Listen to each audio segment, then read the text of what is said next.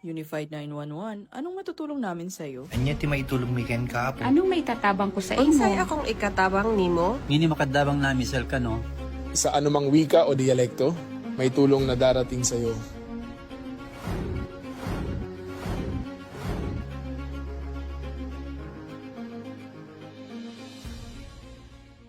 Lilingkod sa bawat Pilipino at magbibigay ng tamang impormasyon para sa tahimik at maayos na Pilipinas. Police News Network, alagad ng batas, tagapagtaguyod ng balitang pulis, sandigan ng mamamayan, patnubay ng katotohanan. Kampo Krame, maghahatid ng pinakahuling kaganapan at nagbabagang balita. Ito ang PNN Police News Network. At ngayon, ang inyong mga tagapagbalita. Magandang araw, bagong Pilipinas. Ako ang inyong alagad ng batas, tagataguyod ng Balitang Pulis. Ako ang inyong tagapagbalita, Patrolwoman Fe Octaviano. Maghahatid ng tamang balita, kwento ng pulis at serbisyo para sa mamamayan. At ito ang PNP News Online. Ang pangunahing balita ng Police News Network, alagad ng batas, tagataguyod ng Balitang Pulis.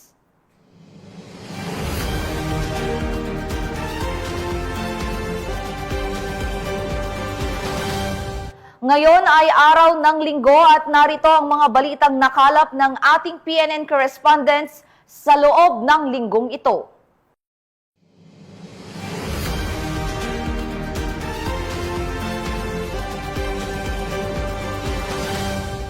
Mahigit 3 milyong piso na halaga ng shabu na sabat sa anti-illegal drug operation ng PNP Drug Enforcement 8 sa Tanawan, Leyte. 2 high-value target, arestado. Patrolwoman Cristel Palafox, magbabalita.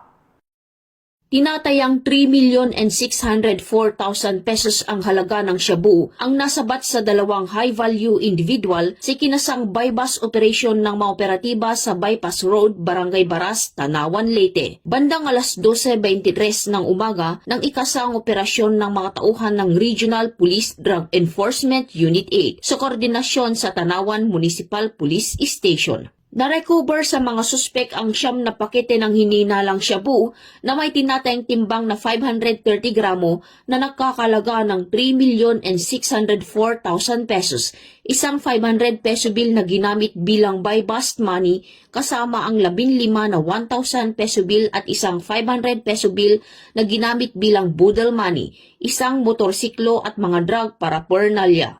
Maharap ang mga suspek sa kasong paglabag sa Section 5 at 11, Article 2 ng RA 9165 o Comprehensive Dangerous Drugs Act of 2002. Ang matagumpay na operasyon ay bunga ng pagpapaigting ng Regional Police Drug Enforcement Unit 8 katuwang ang iba pang ahensya ng gobyerno sa kampanya laban sa ilegal na droga upang matiyak ang kaayusan at kapayapaan sa nasasakupan. Patuloy ang paglilingkod ng kapulisan sa bagong PNP para sa bagong Pilipinas, serbisyong mabilis, tapat at nararamdaman. Mula dito sa Eastern Visayas, ako ang inyong PNN correspondent, Patrolwoman Palafox, alagad ng batas, tagataguyod ng Balitang Pulis. Maraming salamat, Patrolwoman Palafox. Sa patuloy na kampanya ng pamahalaan kontra insurhensya, voluntaryong sumuko ang 10 miyembro ng violent extremist group sa pamahalaan ng Maguindanao del Norte. Matataas na kalibre ng mga baril isinuko rin. Ang buong detalye ng report mula kay Patrolwoman Leonora Gawang. Nagbalik loob sa pamahalaan ang 10 miyembro ng violent extremist group, bit-bit ang kanilang matataas na kalibre ng armas sa Maguindanao del Norte nito lamang ikaunang araw ng Desyembre taong kasalukuyan, na isa katuparan ng pagsuko ng mga former violent extremist group dahil sa inisyatiba at pagsusumikap ng PNP at 6 Mechanized Battalion. 9 sa mga sumuko ay mula sa Bangsamoro Islamic Freedom Fighters Karialan Faction habang isa naman mula sa Dawla Islamiyya Group. Kasabay ng kanilang pagbalik loob ang pagsuko ng 15 loose firearms sa ilalim ng Small Arms and Light Weapons Management Program. Ang pagbalik loob ng mga dating miyembro ng violent extremist group ay isang patunay ng matagumpay na pagsisikap at pagtutulungan ng PNP, kasundaluhan at lokal na pamahalaan na nagpapakita ng epektibong implementasyon ng mga programa ng pamahalaan na maibalik sa pamayanan at mabigyan ng pangalawang pagkakataon ang mga dating lumalaban sa gobyerno upang maging produktibong miyembro ng pamayanan kapiling ang kanilang pamilya at mahal sa buhay. Mula rito sa rehiyon ng Bangsamoro, ako ang inyong Police News Network Correspondent, Patrolwoman Leonora Gawang, alagad ng batas, tagataguyod ng Balitang Pulis. Maraming salamat, Patrolwoman Gawang. Matapos ang isang matagumpay na buy-bust operation, arestado ang isang high-value target sa operasyon ng Cebu City PNP. Mahigit 400,000 piso na halaga ng shabu, kumpiskado. Magbabalita dyan si Patrolwoman Annalyn Canoog.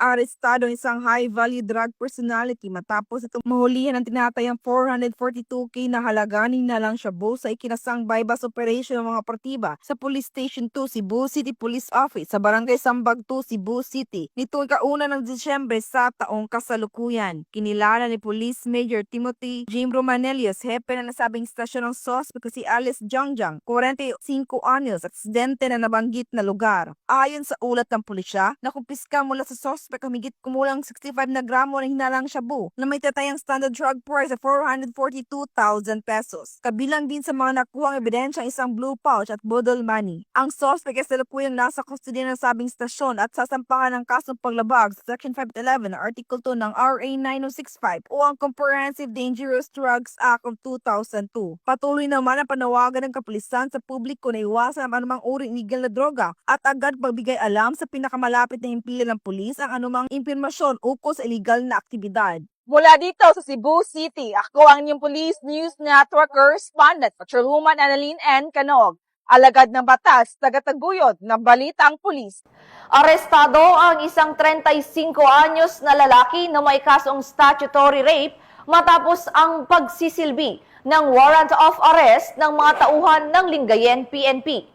Ang pagkakaaresto ng sospek ay bunga ng walang humpay na operasyon ng Philippine National Police kontra wanted person upang masiguro ang kaligtasan at kapayapaan ng komunidad. Narito ang detalye ng report mula kay Patrolman Dennis Carinal. Naaresto ng Lingayen Municipal Police Station ng isang top 2 most wanted persons, municipal level matapos ipatupad ang warrant of arrest laban kay alias Mark, 35 anyos, mangingisda at residente ng Barangay Matalaya, Lingayen, Pangasinan. Ang operasyon ay sinagawa pasado 12:24 ng tanghali ng December 1, 2025 sa Barangay Poblasyon, Lingayen, Pangasinan. Batay sa spot report, ang pag-aresto ay alinsunod sa warrant of arrest na nilabas ni Honorable Maria Laarni Ramos Pareno, presiding judge ng Regional Trial Court Branch 68, Lingayen, Pangasinan, na maharap sa kasong statutory rape na walang rekomendadong piyansa.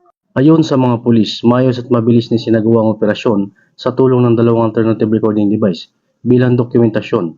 Matapos maaresto, isinilalim ang suspect sa wastong e-warrant at National Police Clearance Verification System. Dinala rin ang akusado sa Lingayen District Hospital para sa kinakailangang medical na eksaminasyon bago tuluyang detain sa Lingayen Police Station para sa kaukulang disposisyon. Patuloy namang pinalalahanan ng kapulisan ng publiko na makipagtulungan sa mga otoridad upang may sulong kaligtasan at justisya sa komunidad para sa bagong Pilipinas. Mula dito sa Picadillo, Ilocos Region, ako po ang inyong Police News Network Correspondent, Patrolman Dennis Carinal, alagad ng batas, tagataguyod ng Balitang Pulis.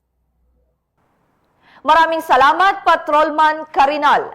Nagniningning ang mga ngiti ng mga miyembro ng Police Regional Office 1 matapos ang pagdaraos ng ceremonial lighting sa La Union. Ibabalita yan ni Police Corporal Joanna Marie de los Santos. Nagmingning sa diwa ng Pasko ang PRO1 Grandstand sa isinagawang ceremonial lighting of the Belen na pinangunahan ni Police Brigadier General Dindo R. Reyes, Regional Director ng Police Regional Office 1, nito lamang Miyerkules ng gabi. Ipinamalas ng bawat cluster ng opisina ang kani-kanilang opisyal na Belen entries, tampok ang iba't ibang malikhaing disenyo at interpretasyon ng kapanganakan ni Jesucristo.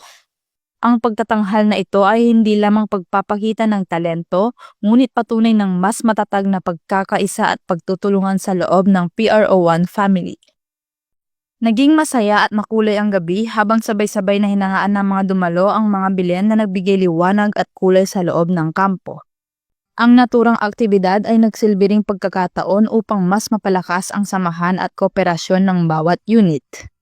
Mula sa tradisyon hanggang sa pagkamalikhain, ipinakita ng selebrasyong ito na ang PRO1 ay patuloy na nagtataguyod ng kultura ng pagkakaisa, pananampalataya at malasakit sa komunidad. Habang papalapit ang Kapaskuhan, ang liwanag ng Belen ay magsisilbing inspirasyon sa kanilang patuloy na tapat, makatao at malasakit na paglilingkod sa mamamayan. Mula dito sa Ilocos Region, ako ang inyong PNN correspondent, Police Corporal Joanna Marie de los Santos, alagad ng batas, tagataguyod ng Balitang Pulis. Maraming salamat, Police Corporal de los Santos. Mas maliwanag ang gabi sa Police Regional Office 5 matapos ang isinagawang ceremonial lighting ng Christmas tree at mga parol sa Camp Ola, Legazpi City. Ang magandang balita mula kay Patrol Woman Vanessa Sol. Sa pagpapatuloy ng diwa ng pagkakaisa at malasakit ngayong Kapaskuhan, isang makulay at makabuluhang aktibidad ang isinagawa sa Camp Brigadier General Simeon A. Ola sa Legazpi City, Albay. Makulay na liwanag at masayang himig ng Pasko ang bumalot sa Camp Ola sa ginanap na ceremonial lighting of Christmas tree, lanterns, and lights nitong gabi. Pinangunahan ng mga opisyal ng Police Regional Office 5 ang sabay-sabay na pag-iilaw ng napakalaking Christmas tree at mga parol na nakapalamuti sa loob ng kampo. Simbolo ng pag-asa, pagkakaisa at patuloy na serbisyo ng kapulisan sa komunidad.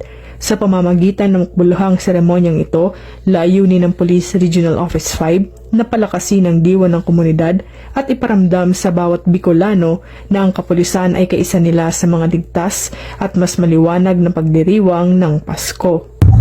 Mula dito sa Legazpi City, Albay, ako ang inyong PNN correspondent, Patrol Woman Vanessa Sol, alagad ng batas, tagataguyod ng Balitang Pulis. Maraming salamat, Patrol Woman Sol. Matapos makipagtransaksyon ang isang high-value target sa otoridad, naaresto ang suspect sa buy-bust operation at nakumpiska ang mahigit 300,000 piso na halaga ng iligal na droga. Patrol Woman Lynette Sablon sa report. Arestado ang isang hinihinalang high-value individual na kinilalang si alias Bebang, isang PWD at miyembro mano ng LGBTQ community matapos ang matagumpay na drug bypass operation sa Barangay Lagoda, La Paz, Iloilo City dito lamang ika-3 ng Desyembre taong kasalukuyan. Nasamsa mula sa suspect ang isang plastic sachet na hinihinalang shabu gamit ang 8,000 pesos na bypass money. Bukod dito, nakumpiska rin ang 5 karagdagang sachet na hinalang shabu na may kabuang timbang na humigit kumulang 55 gramo na tinatayang nagkakahalaga ng higit 300,000 pesos. Ang operasyon na pinangunahan ni Police Captain Roque Jimeno III, Officer in Charge ng City Drug Enforcement Unit 6. Nasa kusidiya ng pulisya ang suspect para sa kaukulang dokumentasyon at nakatakdang sampahan ang kasong paglabag sa Republic Act 9165, ang Comprehensive Dangerous Drugs Act of 2002. Patuloy na nanindigan ang Philippine National Police sa kanilang layuning sugpuin ang iligal na droga at panatilihing ligtas ang komunidad. Bagong PNP para sa bagong Pilipinas, serbisyong mabilis, tapat at nararamdaman. Mula rito sa Western Visayas, ako inyong PNN correspondent, Patrol Woman Lynette Sablon, alagad ng batas, tagataguyod ng Balitang Pulis. Maraming salamat, Patrol Woman Sablon. At yan ang mga balitang nakalap ng ating PNN correspondent mula Luzon, Visayas at Mindanao sa loob ng linggong ito. Sa ngalan ng pamunuan ng Philippine National Police sa pangunguna ni Acting Chief PNP, Police Lieutenant General Jose Melencio C. Nartates Jr. at sa pamumuno ni President Ferdinand Bongbong Marcos Jr., kami ay maglilingkod sa bawat Pilipino at magbibigay ng tama at balanseng balita. At ito ang bagong PNP para sa bagong Pilipinas. Serbisyong mabilis, tapat at nararamdaman. Mula rito sa tanggapan ng tagapag-ugnay ng Pambansang Pulisya, ako ang inyong alagad ng batas, tagataguyod ng Balitang Pulis. Ako po si Patrol Woman Fe Octaviano. Maghahatid ng tamang balita, kwento ng pulis at serbisyo para sa mamamayan. At ito ang PNP News Online, ang pangunahing balita ng Police News Network.